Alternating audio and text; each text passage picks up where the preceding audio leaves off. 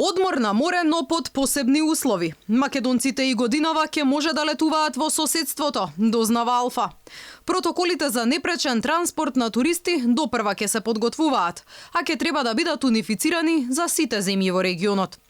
Се поизвестно е дека државен карантин по враќањето во земјава нема да има, но се уште не се знае како ќе се одвива процесот на тестирање. Дали земјите ќе бараат задолжителен доказ оти лицата се тестирале пред да излезат од Македонија? Дали тестовите ќе се прават само еднаш? Или пак за туристите кои доаѓаат од земји со слична епидемиолошка слика, тестирање нема да биде потребно? Овие дилеми допрва ќе треба да се разјаснуваат.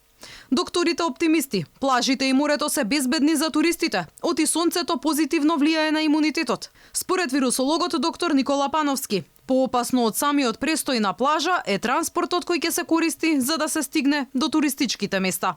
Значи, ако се почитуваат мерките што се, например, за ресторани, што ќе бидат за кафичи и на плажите, да не бидат преполни, не треба ни 2 метра дистанца, а добре да се држи за секој случај, апсолутно топлото време. Значи, овој вирус е многу осетлив на топлина, а на сонце, на песок, на тие камења, знаете дека температурата оди преку 50-60 степени, така да во околината, дури да не е дезинфицирано, таму кај што има сонце ќе биде стерилно.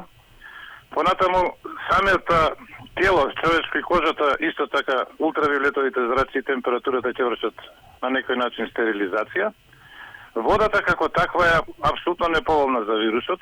Витаминот Д се создава на плажата најмногу, а тој е многу важен за имунитетот. Грција како најатрактивна дестинација за летување на македонците денеска ги отвори плажите за домашните туристи. Странците кои ќе сакаат да летуваат кај јужниот сосед ќе треба да почекаат до 1 јули, кога и официјално ќе се отворат границите.